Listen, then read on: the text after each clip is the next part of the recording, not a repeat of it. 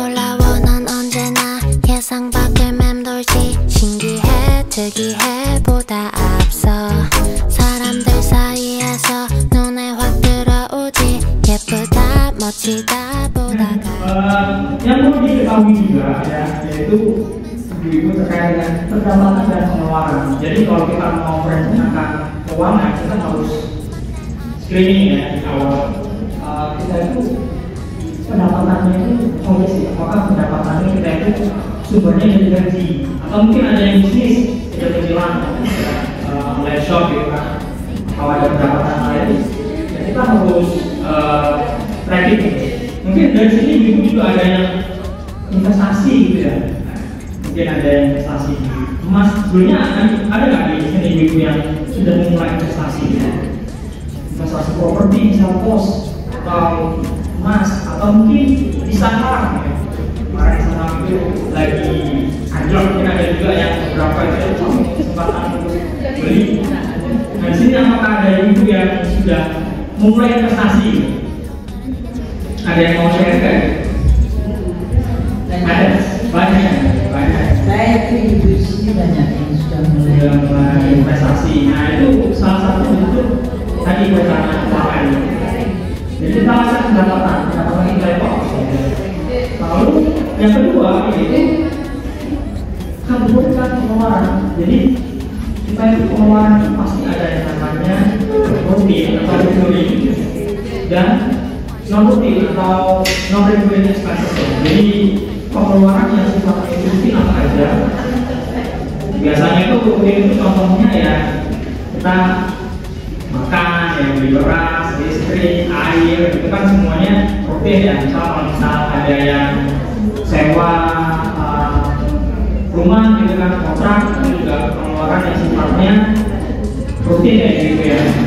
Nah itu harus dikelompokkan, nanti akan ada contohnya nanti. Lalu menggunakan aplikasi, biasanya kalau saya pribadi ya itu untuk mengelompokkan pendapatan dan pengeluaran saya catat di dalam spreadsheet atau aplikasi penunjang.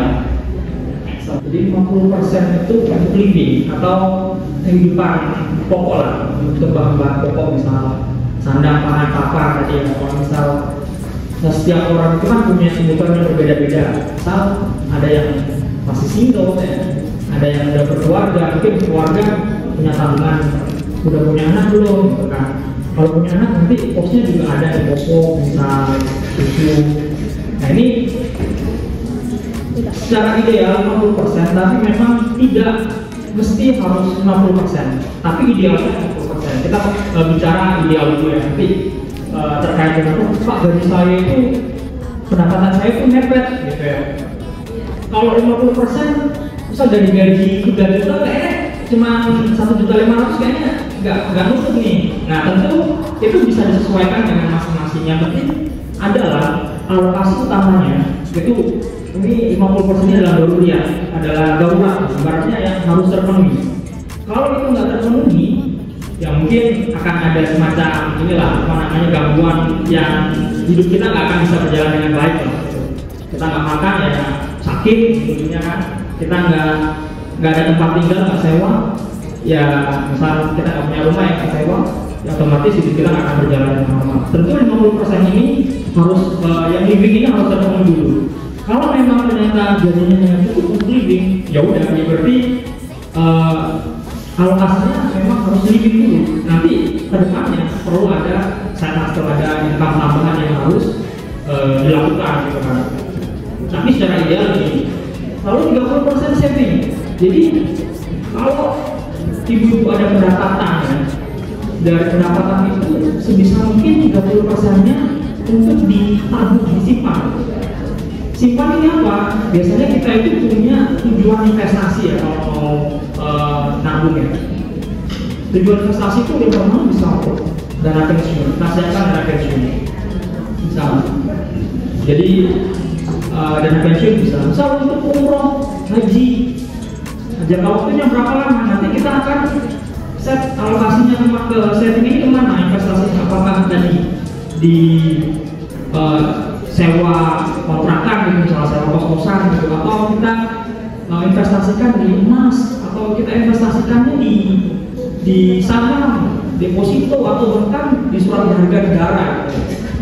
Nah itu nanti kita akan coba sedikit bahas itu. Lalu yang terakhir ini playing ini sifatnya nggak yang begitu penting ya, tapi memang ini salah satu bentuk sifat alami manusiawi lah, bahwa kita itu nggak harus pasti ada hal-hal yang ingin kita capai ya kan, keinginan-keinginan yang sifatnya itu untuk memuaskan hasrat kita gitu kan. Salah satunya misal ya Libra gitu kan, itu kita juga perlu setting ya. Tapi ini sifatnya memang tentatif ya, nggak yang begitu saklek 20% juga. Tapi intinya Bapak Ibu dari pos ini yang paling nggak begitu urgent kalau misalnya kita gaji kita mepet ya, pendapatan kita mepet, mungkin yang akan bisa diminimalkan adalah playing. Tapi kalau misal itu gaji kita benar-benar mepet, nggak bisa untuk saving juga ya, berarti kita fokuskan di living.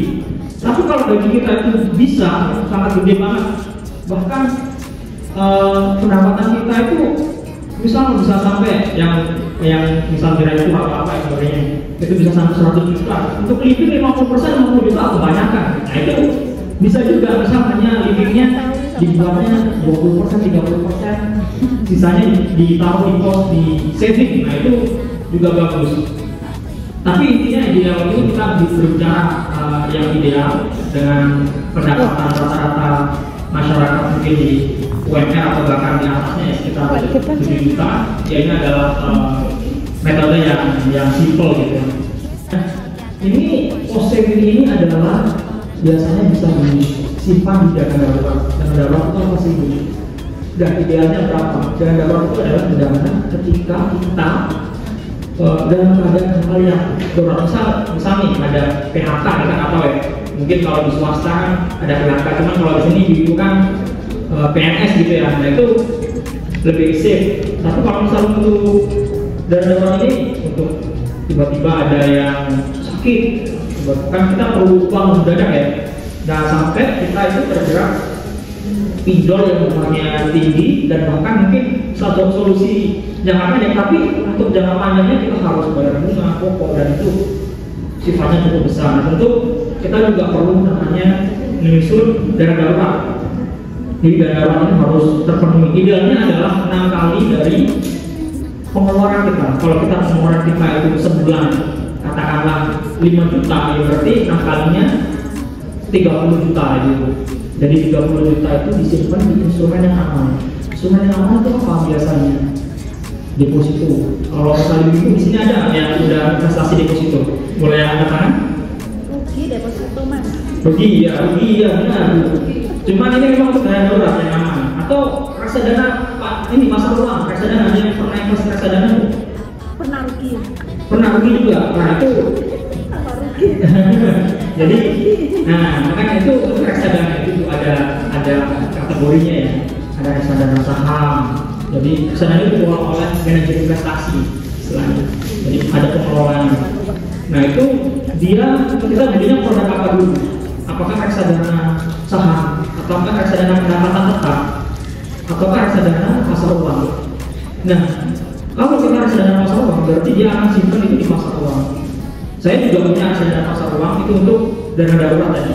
Jadi kalau misalnya waktu saya butuh uang, ada investasi yang lebih bagus, punya opportunity investment yang bagus, saya akan cairkan itu, saya akan investasikan. Kayak kemarin yang saham lagi jatuh, nah itu switching ke saham gitu ya. Atau misal untuk dana darurat tadi untuk hal-hal yang sifatnya mendesak kan kita kalau kita invest rumah jualnya kan lama kan, padahal kita lagi butuh banget nih darurat nih.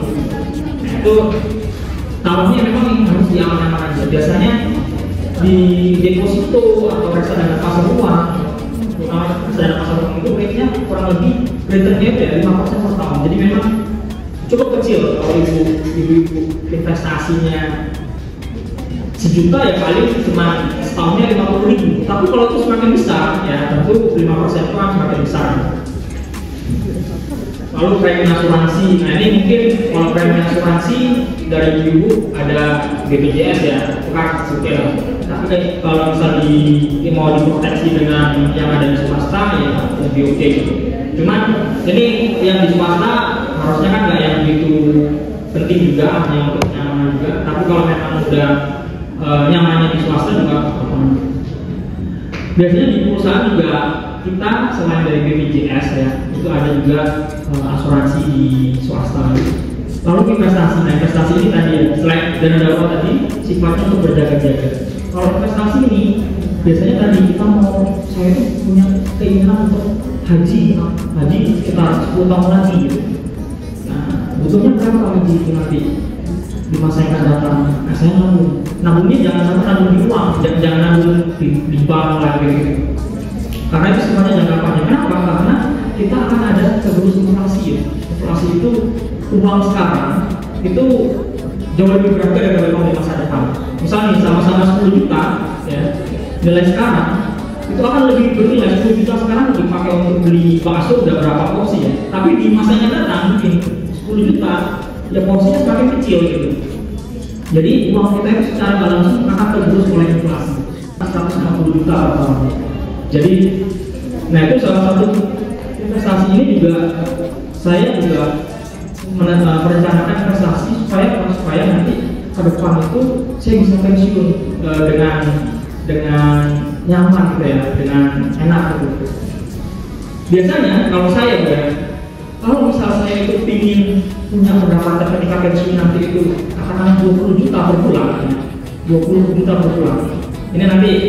Ini salah satu contoh aja. Berapa target dana pensiun yang harus saya siapkan itu 20 juta itu dikalikan itu kan per bulan. Setahunnya berapa misalnya? Setahunnya adalah 12 bulan. Berarti kan 20 juta dikali 12, 250 juta. 250 juta. Kalau investasi itu 10%, katakan 10% aja. Jadi investasi besar sama atau kombinasi tadi. Berarti kita itu butuh uang pensiun sekitar 2,4 M ya, 2,4 M supaya kita itu bisa terima uang pensiunan ya. Nah, passive income kita sebutnya itu 20 juta per bulan. Cuman pertanyaannya 2 M itu dari mana kita?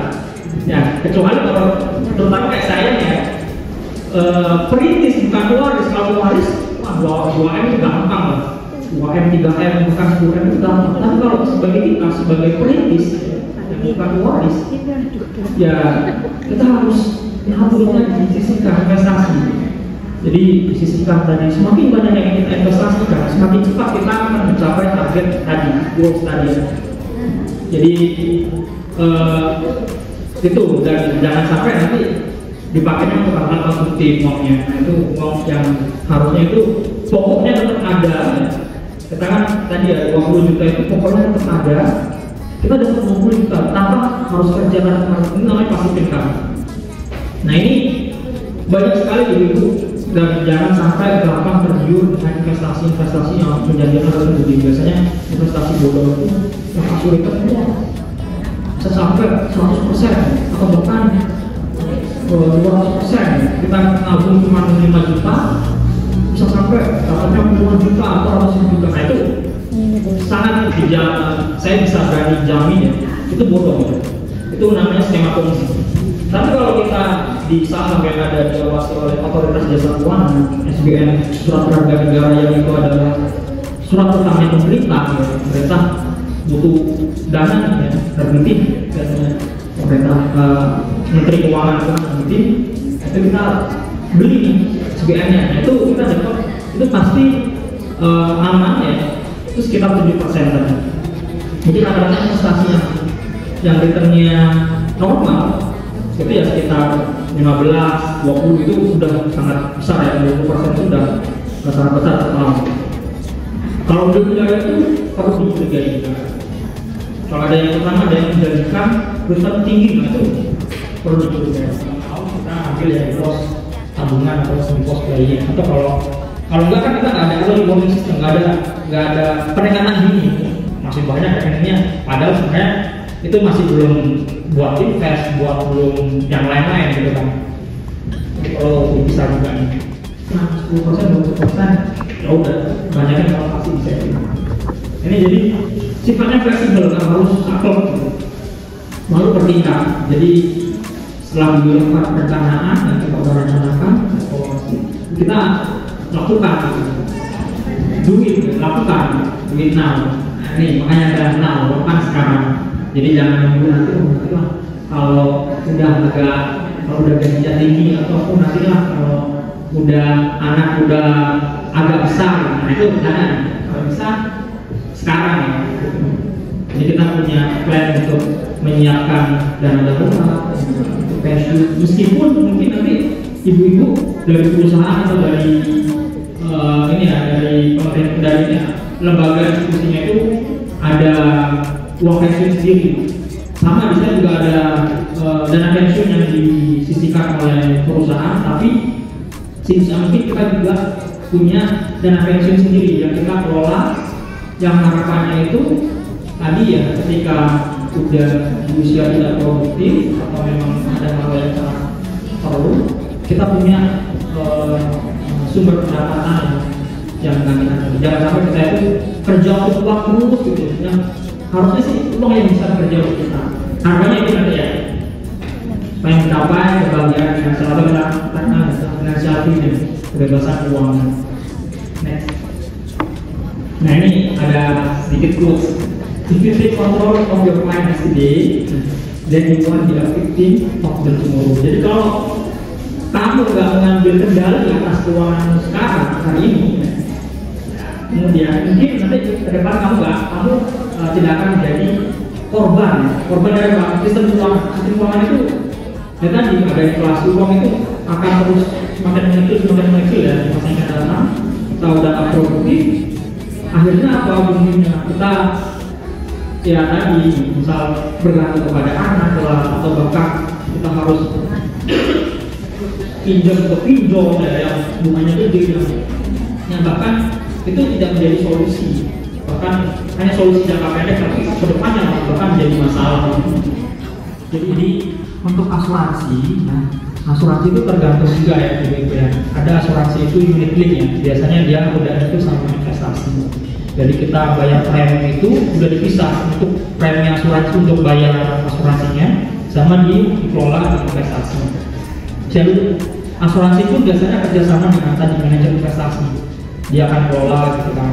Cuman memang ada beberapa case asuransi itu yang dia tadi salah pengelolaan, akhirnya mungkin banyak yang blow up ya, misal Sabri gitu kan, atau asuransi yang lain itu yang kena masalah sambung, itu memang ada kesalahan sistem di sana.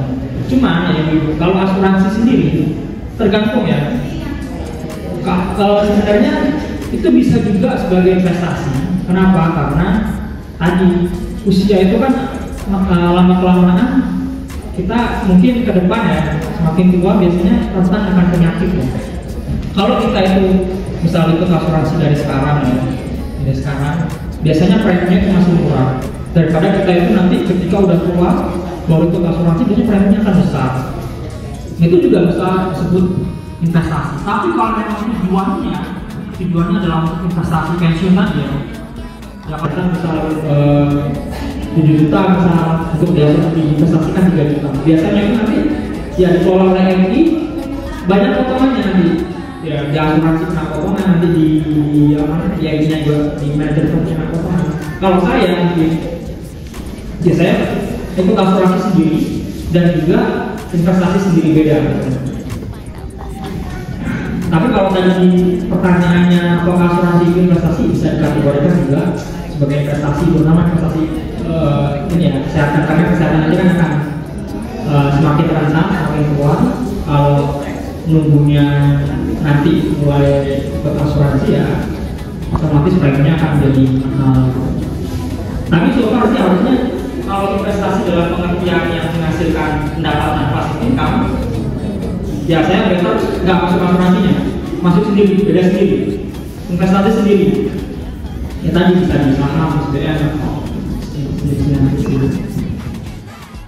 약간의 무관심 cheering you up when you hit your bottom compliment you when I find out that's lie and feels that you have all over me 싶지 잡아뜯고 싶지 손에 쥐어 터뜨리고 싶지 절대 날 벗어나지 못하게